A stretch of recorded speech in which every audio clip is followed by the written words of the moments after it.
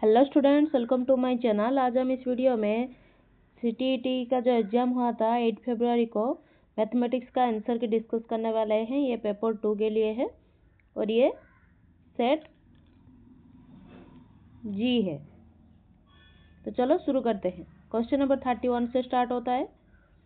Which of the following is an effective teaching learning material to introduce basic concepts such as shapes, perimeters, area and characteristic of polygons.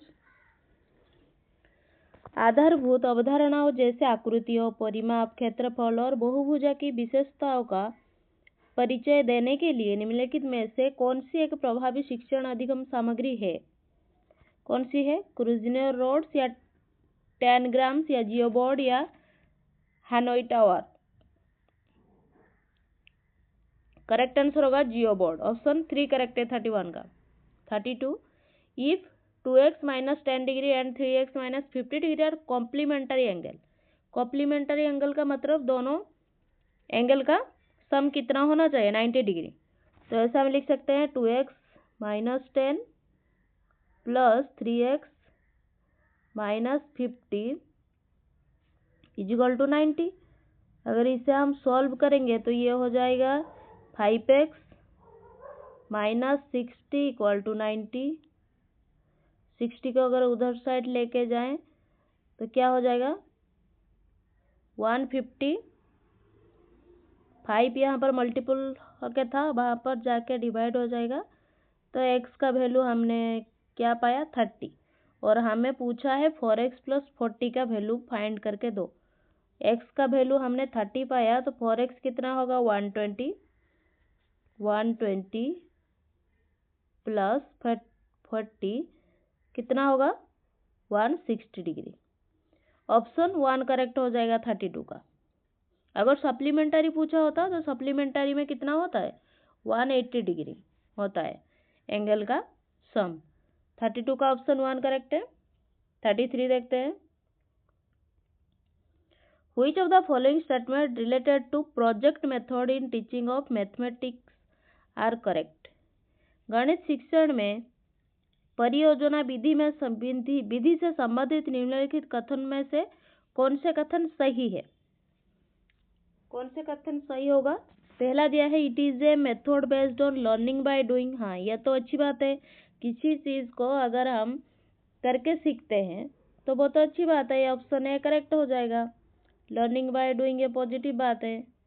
2 दिया है it is a method in which the role of the learner is minimum. नहीं, अगर learner का role minimum आ जाए तो ये तो गलत बात है। लर्नर का रोल क्या होना चाहिए? मैक्सिमम होना चाहिए। मैक्सिमम से ज़्यादा मैक्सिमम होगा तो वो लर्नर क्या करेगा? ज़्यादा सीख पाएगा। सी दिया है it is a method which turns the learner into A discover. हाँ, लर्नर ये एक मेथड है जहाँ पर लर्नर क्या करेगा? डिस्कवर करेगा नया नया चीज़। ये तो अच्छी बात है। अगर खुद से सीख कर लर्नर कुछ नया डिस्कवर कर सकता है, ये पॉजिटिव बात है। Option D it is always based on deduction. नहीं, डिडक्शन नहीं होता है। ऑप्शन डी गलत है। ए और सी करेक्ट है। तो ऑप्शन कौन सा सही हो जाएगा? ऑप्शन 2। 33 का 2 करेक्ट है। 34 देखते हैं क्या है। Test which provide information about the relative performance of members of a specific group of students are called. जो परीक्षण विद्यार्थियों को एक विशिष्ट समूह के संदर्भ के सापेक्ष प्रदर्शन के बारे में जानकारी प्रदान करते हैं, उन्हें क्या कहलाते हैं? हम उपलब्धि परीक्षण, नैदानिक परीक्षण, डायग्नोस्टिक टेस्ट या नॉर्म रेफरेंस टेस्ट या क्राइटेरियन रेफरेंस टेस्ट। उसे हम क्या कहेंगे? उसे हम नॉर्म रेफरेंस टेस्ट, मानक संदर्भित परीक्षण बोलेंगे। 34 का ऑप्शन 4 करेक्ट है। 35 which among the following is और are the purpose of formative assessment. Formative assessment का कौन सा पर्पज है? Making assessment a part of teaching. Assessment को टीचिंग का पार्ट बनाना, या ranking and placement of children. Making assessment a part of teaching, ये सही बात है। टीचिंग का अगर असेसमेंट पार्ट हो जाए तो ये तो हमें कहाँ पर गलती हो रहा है स्टूडेंट का वो हमें पता चलेगा। ऑप्शन 1 करेक्ट हो जाएगा। बी दिया है ranking and placement of children. किसी भी स्टूडेंट को रैंक करना ये अच्छी बात नहीं होता है। ऑप्शन बी गलत हो जाएगा। Option C providing feedback to the children. Feedback provide करने से क्या होता है, बच्चे को मालूम पड़ेगा कि उसे कहाँ पर दिक्कत होती है। ए और सी दोनों सही है। 35 का कौन सा ऑप्शन सही हो जाएगा? ऑप्शन 2। 35 का 2 करेक्ट है। 36 which of the following measurements can be the sides of a right angle. इन तीनों में से तीनों संख्याओं में से कौन सा एक राइट एंगल का साइड पॉसिबल है? कैसे फाइंड करते हैं हम? जो बड़ा वाला एंगल होता है उसका स्क्वायर अगर जो छोटा वाला साइड होता है उनका स्क्वायर का सम से इक्वल हो जाए तो वो क्या हो जाएगा? राइट एंगल ट्राइंगल हो जाएगा। हम क्या करते हैं, ये पहला दिया है 16, 30, 32। इसमें बड़ा कौन है? 32 का स्क्वायर। 32 का स्क्वायर कितना होता है? 1024। अगर 1024 16 का स्क्वायर प्लस 30 का स्क्वायर से इक्वल हो जाता है तो ये एक राइट एंगल ट्राइंगल हो जाएगा। 16 का स्क्वायर कितना होता है? 16 का स्क्वायर कितना होता है? 16 का स्क्वायर होता है 256 और 30 का स्क्वायर होता है 900। इन दोनों का सम हमें मिल रहा है 1156। ये तो इक्वल नहीं हो रहा है, मतलब ये राइट एंगल ट्राइंगल नहीं हो सकता। 2 चेक करते हैं वैसे ही। क्या होता है? ये 50 का स्क्वायर, बड़ा वाला जो संख्या होता है वो हाइपोटेनस होता है। 50 का स्क्वायर होता है कितना? 2500। फिर 12 का स्क्वायर कितना होता है? 144 और 44 का स्क्वायर 1936। इनका सम हमें निकल कर आएगा कुछ 2086। ये भी नहीं हो रहा है, ऑप्शन 2 भी नहीं होगा। ऑप्शन 3 देखेंगे, 50 का स्क्वायर फिर से करेंगे कितना होगा? 2500 इजिकल टू 14 का स्क्वायर कितना होता है? 196 प्लस 48 का स्क्वायर होता है 2306। ये हो रहा है हमारा 2500। मतलब ये h का स्क्वायर इक्वल हो रहा है p का स्क्वायर प्लस b का स्क्वायर से। मतलब ऑप्शन 3 हो जाएगा हमारा एक राइट एंगल ट्राइंगल। 37 देखते हैं। Renu losses 15% by selling an article A for 382.50 and gain 12% by selling article B 616 if he sells both article for 1180। पहले हम CP निकालेंगे दोनों का, फिर सेलिंग प्राइस देखेंगे। तो पहले जो आइटम है उसको वो 15% लॉस से बेचता है, मतलब इसका CP क्या होगा? CP कैसे निकलता है हमारा? SP सेलिंग प्राइस कितना है? 382.50 382.50 into 100 SP into 100 by 1। Loss होता है तो 100 से माइनस करेंगे हम। 100 से अगर 15 को माइनस करेंगे 85 होगा और इसका कैलकुलेशन अगर करेंगे 450 निकल कर आएगा। CP1 हमें पहले का CP हमने निकाल लिया 450। अभी दूसरे का CP वैसे ही निकालेंगे। CP2 कैसे निकलेगा? CP2 वैसे ही निकालेंगे। दूसरे का सेलिंग प्राइस कितना है? 616 इंटू 100 डिवाइडेड बाय गेन हुआ है, मतलब 100 से हम 12 को ऐड करेंगे तो कितना होगा? 112। इसे अगर हम कैलकुलेट करेंगे तो हमारा CP2 निकल कर आएगा 550। हमें CP1 मिल गया है 450, ये 550। CP1 पहले का हमें CP1 मिला 450, दूसरे का मिला 550। फिर क्या निकालेंगे हम? टोटल CP हमारा कितना होगा? इन दोनों को अगर हम ऐड करेंगे तो क्या निकल कर आएगा? 1000। CP हमारा 1000 है और सेलिंग प्राइस कितना है? 1180। सेलिंग प्राइस है दोनों का 1180। अगर किसी चीज़ को हम 1000 में खरीद कर 1180 रुपये में बेचेंगे तो हमारा क्या होगा? गेन होगा। प्रॉफिट होगा हमारा। तो कितना परसेंट प्रॉफिट हो रहा है वही परसेंटेज पूछा है, वो कितना परसेंट गेन हो रहा है। इससे अगर इससे हम माइनस करेंगे तो क्या होगा, 180 डिवाइडेड बाय CP नीचे रहता है 1000 इंटू 100, कितना होगा 18%। हमारा गेन कितना हुआ, ऑप्शन 2 करेक्ट होगा 18%। Question number 38, developing an understanding about patterns is considered essentially for teaching algebra. Which of the following represent correct reason for the given statement? Pattern की समझ का विकास बीजगणित पढ़ाने के लिए आवश्यक माना जाता है। निम्नलिखित में से कौन सा दिए गए कथन के लिए सही कारण को निरूपित करता है? Patterns are associated with generalization. हाँ, पैटर्न सामान्यीकरण से संबंधित है, ऑप्शन 1 करेक्ट होगा।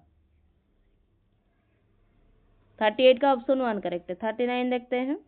ए swimming pool is 20 metre length, 50 metre breadth, 4 metre deep.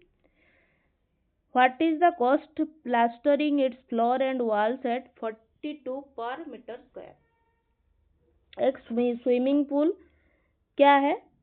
Swimming pool is open cuboid. Swimming pool एक ओपन क्यूबर्ड है क्योंकि ऊपर का कुछ वाल नहीं होता। तो इसका लेंथ कितना दिया हुआ है 20 और ब्रेड्थ दिया है हमें 15 और हाइट हमें दिया है कितना, डेप्थ जो हाइट 4 दिया है। तो टोटल सरफेस एरिया कैसे निकलेंगे? टोटल सरफेस एरिया का फॉर्मूला होता है L इंटू बी। 20 इंटू 15 कितना होता है 300 plus 2 into h. 2 into h का मतलब 4 into 2 8 into L plus b. 20 into 15, 20 plus 15 कितना होगा 35।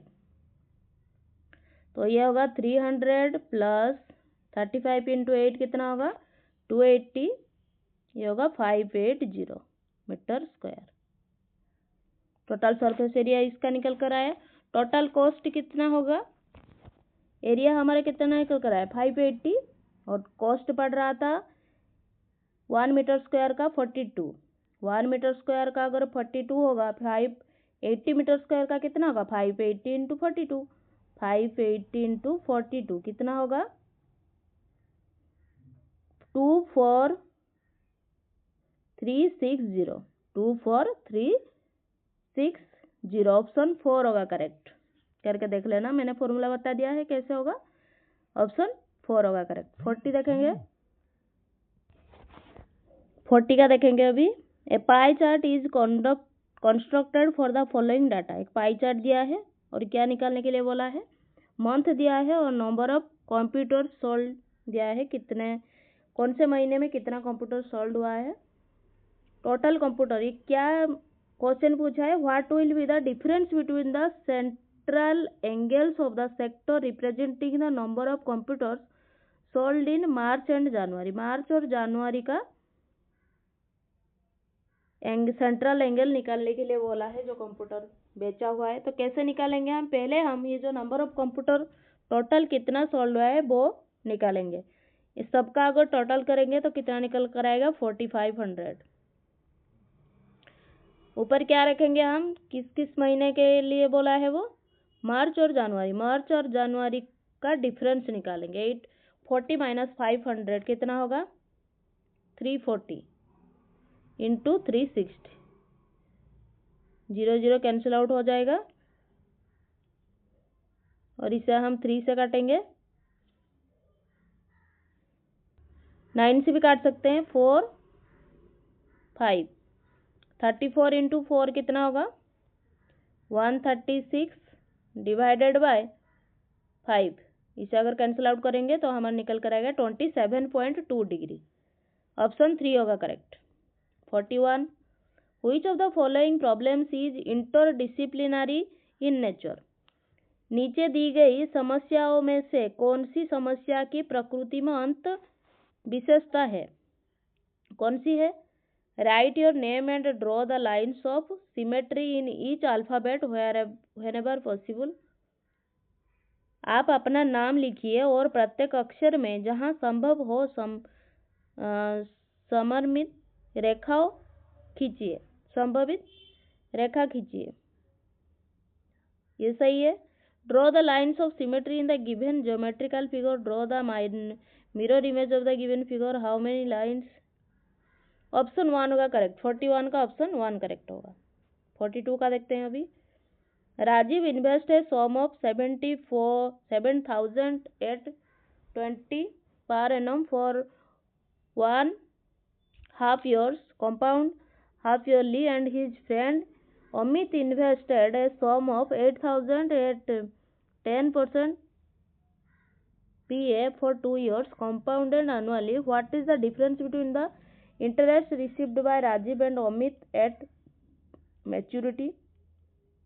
कैसे सॉल्व करेंगे?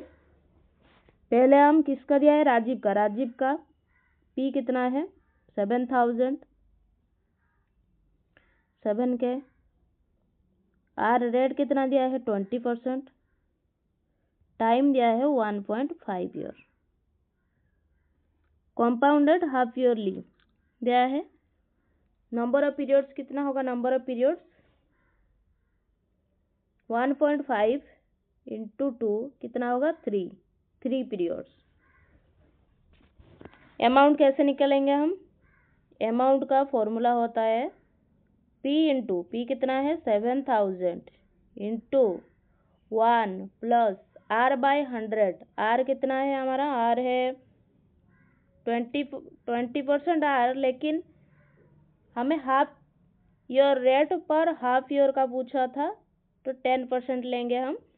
10/100 कितना होगा? 10/100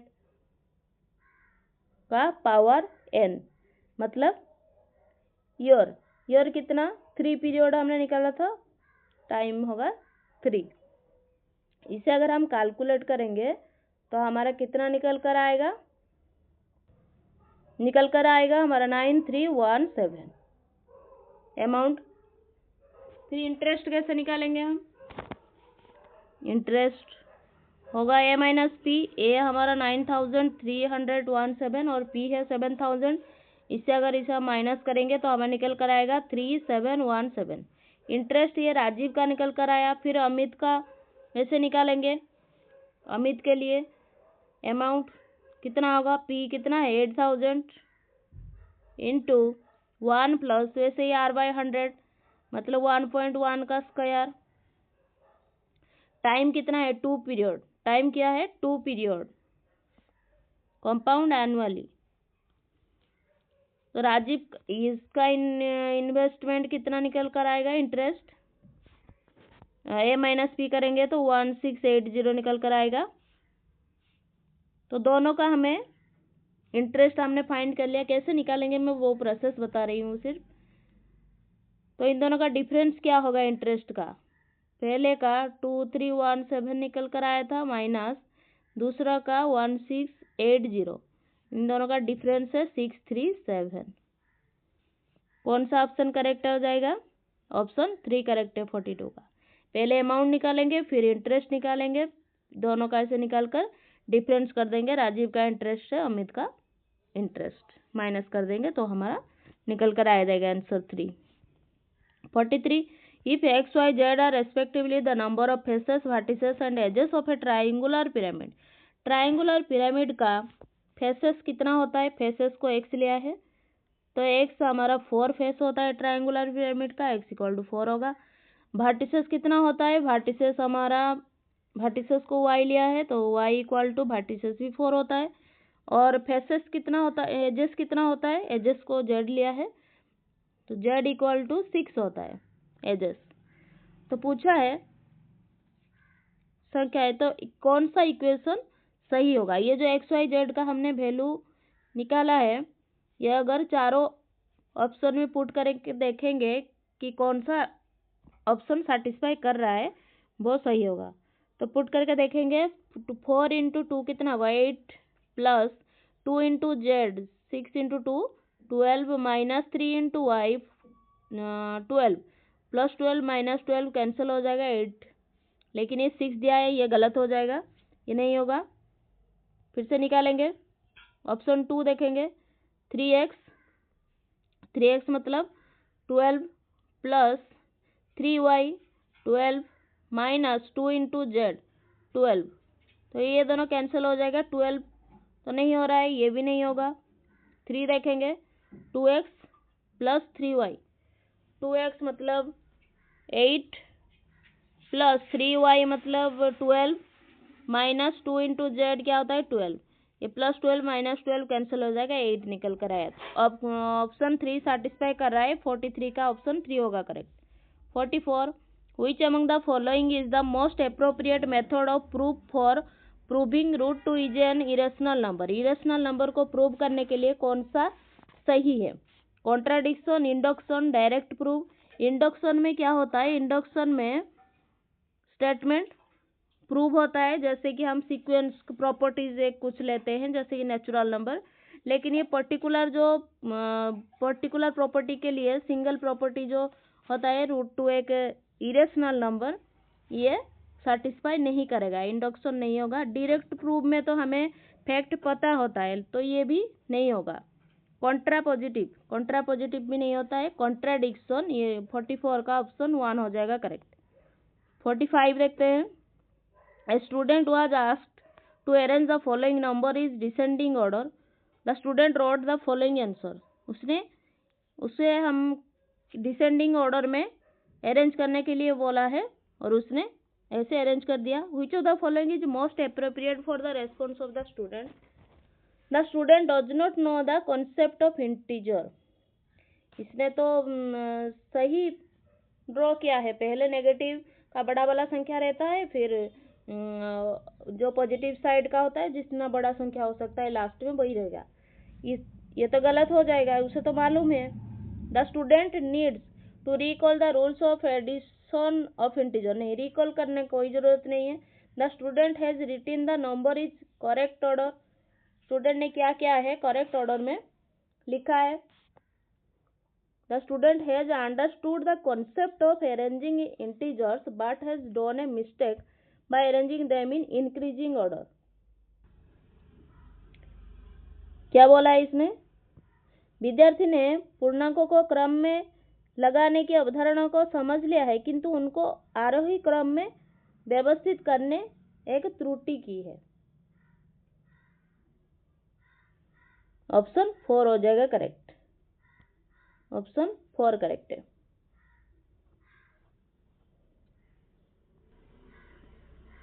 मोस्ट अप्रोप्रिएट पूछा था, ऑप्शन 4 होगा correct. 46, A and D are 2 points lying on the same side of line segment BC.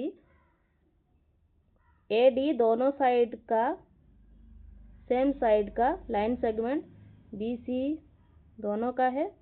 So that AB 5, AB कितना होता है 5, AC 8 है, BC 4 है। BD कितना है, BD CBD BD कितना होता है, BD 8, CD 5, देन ये क्या होगा, ये दोनों साइड अगर सेम है तो ये भी 4 होगा, तो ये कौन सा साइड सेटिस्फाई कर रहा है, मतलब एंगल का तो कोई रोल ही नहीं है। और क्या होगा, ABC congruence DCB, ABC DCB का कॉन्ग्रुएंस होगा साइड रूल के हिसाब से। ऑप्शन 2 होगा correct. 47, Which of the following number is not divisible by 72? 72 से कौन सा डिविजिबल नहीं है, 72 से डिविजिबल नहीं है कैसा पता लगेगा, 8 और 9 दोनों से अगर कोई नंबर डिविजिबल हो जाता है तो वो 72 से होगा, लेकिन इन दोनों में से अगर डिविजिबल नहीं होगा तो वो संख्या 72 से डिविजिबल नहीं होगा। तो इन चारों का अगर हम देखेंगे, 8 का डिविजिबल रूल कैसे चेक करते हैं हम, लास्ट 3 नंबर अगर 8 से डिविजिबल हो जाएगा तो वो 8 से डिविजिबल हो जाता है। और 9 का डिविजिबिलिटी रूल क्या है, टोटल जो नंबर दिया है उन नंबर का सम, डिजिट का सम अगर करेंगे उसका सम जो भी निकल कर आएगा अगर वो 9 से डिविजिबल हो जाएगा तो वो टोटल नंबर 9 से डिविजिबल हो जाता है। ये चारों में से ऑप्शन 3 जो है 95112 ये डिविजिबल नहीं होगा 72 से। ऑप्शन 3 हो जाएगा करेक्ट 47 का। 48 का, the following observation have been written in the ascending order. If the median of the data is 61.5 then the mean of the data. Median दे दिया है हमें 61.5। पहले हम इसने दे दिया है हमें असेंडिंग ऑर्डर में, तो हमें कुछ करने की जरूरत नहीं है। इसमें टोटल कितना नंबर है? 1 2 3 4 टोटल 10 नंबर है। तो मिडिल टर्म जो होगा ए और A+3 दोनों होगा। तो मिडिल टर्म का मीडियन हमें दे दिया है 61.5। तो क्या करेंगे हम? A+3/2 equal to 61.5। तो ये हमें कैसे क्या निकल कर आएगा? 60। फिर हमें दिया है A और A+3, हम दोनों टर्म निकालेंगे। 60 और एक क्या हो गया? 60 + 3 63। सब नंबर हमने निकाल लिया और मीन निकालने के लिए बोला है। मीन कैसे निकलता है? सबका सम करके डिवाइडेड बाय 10 करेंगे। सबका सम कितना निकल कर आएगा? 593 डिवाइडेड बाय 10 कितना होगा? 59.3। 48 का ऑप्शन 2 करेक्ट है, 59.3। 49 देखेंगे अभी। 1 of the factor of 4x² + 9y² + 12x²। ये जो लिखा है देखो, 4x का स्क्वायर को हम 2x का होल स्क्वायर लिख सकते हैं, प्लस 9y को हम 3y का होल स्क्वायर लिख सकते हैं, और 12xy को हम 2 × 2x × 3y। तो ये किसका फॉर्मूला निकल कर आया? 2x + 3y का होल स्क्वायर। तो इसे हम लिख सकते हैं 2x + 3y का होल स्क्वायर -5 × 2x + 3y -14। और इसे अगर हम कुछ ले ले ABC जो भी p ले ले, अगर p² -5p -15, और इसे हम क्वाड्रेटिक इक्वेशन में तोड़ेंगे तो क्या निकल कर आएगा? हमारा p का वैल्यू निकल कर आएगा 7 और -2। और इक्वेशन क्या होगा? p को हमने लिया था 2x + 3y, तो ये होगा 2x + 3y = 7 को ये साइड ले आएंगे तो -7 = 0। ये कौन से ऑप्शन में है? ऑप्शन 1 में है। 49 का ऑप्शन 1 हो जाएगा करेक्ट। 2x + 3y -7 ये क्या है? गुणनखंड है, फैक्टर है। 50 if 5 × 3x + 4 -8 × what is the value of 3x + 4। इसको अगर हम सॉल्व करेंगे तो हमारा x क्या निकल कर आएगा? x हमारा निकल कर आएगा -2/3, और इसे अगर हम यहाँ पर पुट करेंगे तो क्या हो जाएगा? 3 × -2/3 + 4, 3 कैंसिल हो जाएगा, ये हमारा निकल कर आएगा 2। ऑप्शन 1 हो जाएगा करेक्ट 50 का। 51 करेंगे। While teaching the concept of discount of item on item, a teacher can plan a trip to a local market. The most appropriate reason for this is वस्तुओं पर छूट की अवधारणाओं के शिक्षण के अंतर्गत एक शिक्षिका एक लोकल मार्केट के भ्रमण की योजना बना सकती है। इसका सबसे उपयुक्त कारण क्या है? It would be A time for enjoyment for both teacher and student. Teacher and student दोनों का एंजॉयमेंट है? नहीं। It is mandatory to have such type of field trip as suggested by National Curriculum Framework 2005। ये भी गलत है। 3 है it would provide opportunity to the students to formally learn the mathematical concept। नहीं, it would provide opportunity क्या करेगा? Student को opportunity provide करेगा। See different advertisement related to sales and to discuss with shopkeeper how to calculate it। ये क्या करेगा? सबकी sales और डिस्काउंट के बारे में स्टूडेंट को ज्ञान देगा। ऑप्शन 4 हो जाएगा करेक्ट। 52 A + B दिया है, A × B दिया है, तो इसे कैसे निकालेंगे? फॉर्मूला है हमारा A + B का होल स्क्वायर -A - B का होल स्क्वायर = 4AB। यहाँ पर अगर हम पुट करेंगे A - B हमारा निकल कर क्या आएगा?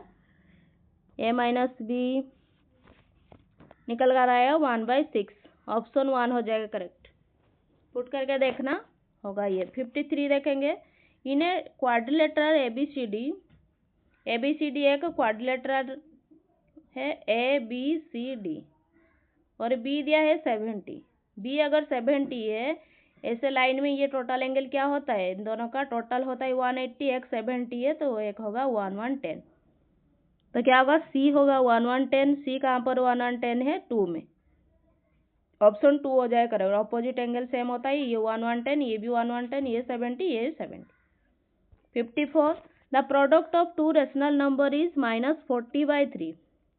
टू रेशनल नंबर है, वन ऑफ देम इज -5/2। तो कैसे लिखेंगे, -5/2 इंटू कुछ लेंगे इसे हम, अगर b लिख लेंगे, b इक्वल टू -40/3। इसे माइनस माइनस कैंसिल होगा, ये 8 होगा, 8 इंटू 2 16, b इक्वल टू होगा 16/3। और क्या दिया है, x and the reciprocal of the other is x। इसका रेसिप्रोकल x इक्वल टू कितना होगा, 1/b, मतलब होगा 3/16। तो हमें क्या निकालने के लिए बोला है, 8x plus 2 into 2 1/4। 8 into x करेंगे, 8 into 3/16 plus 4 into 2 8 into 8 plus 1 9/4। ये हो जाएगा 2। इसे अगर कैलकुलेट करेंगे तो क्या निकल कर आएगा, हमारा निकल कर आएगा 15/4। 15/4 को अगर हम फ्रैक्शन करेंगे तो क्या निकल कर आएगा, 3/4। ऑप्शन 2 आएगा correct. 55 the height of a cylinder is 3 times the radius of इस बेस। बेस क्या होता है, सिलेंडर का बेस होता है एक सर्कल। तो सर्कल का एरिया क्या होता है, πr²। एरिया क्या होता है, πr²।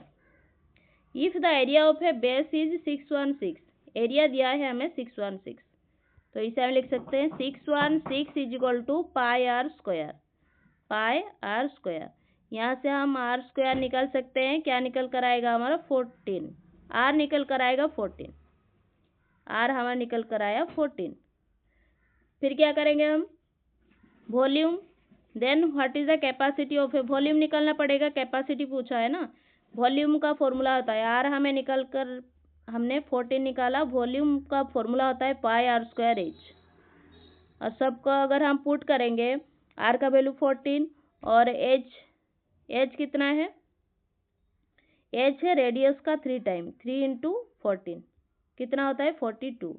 सबको पुट करेंगे तो वॉल्यूम हमारा निकल कर आएगा 2587। ये क्या निकल कर आएगा, सेंटीमीटर क्यूब। लेकिन हमें क्या निकलने के लिए बोला है, लीटर में निकालने के लिए बोला है। अगर हम लीटर करेंगे सेंटीमीटर को तो 1000 से डिवाइड करना पड़ेगा, तो क्या निकल कर आएगा हमारा 25.872 लीटर। 25.872। 55 का ऑप्शन 4 हो जाएगा करेक्ट। 56 देखेंगे, which of the following statement true, कौन सा ट्रू है, a number never exceed its square. A number never exceed its square, कोई संख्या कभी भी अपने वर्ग से बड़ी नहीं होती, ये तो सही बात है। फिर क्या पूछा है, all negative number exceeds there cubes, सभी ऋणात्मक संख्याओं अपने घनों से बड़ी होती है, नहीं। फिर क्या दिया है, number never exceed its cube, कोई संख्या अपने घन से बड़ी कभी नहीं होती। The square root of a prime number is not a rational number, क्या होगा, ऑप्शन डी, कोई संख्या कभी भी अपने वर्ग से बड़ी नहीं होती। ये सब जो मैंने क्रॉस किया ये सब सही बात है। ऑप्शन डी जो है, the square root of a prime number is not a rational number.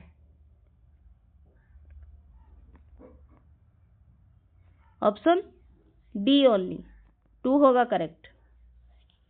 Option 2 correct है, गलत होगा, ऑप्शन 2 करेक्ट है। 57 इफ एक्स बाई